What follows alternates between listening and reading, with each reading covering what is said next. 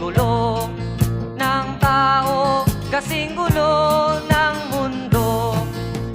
Dahil di magkasundo sa relihiyon at prinsipyo, nagkagulo.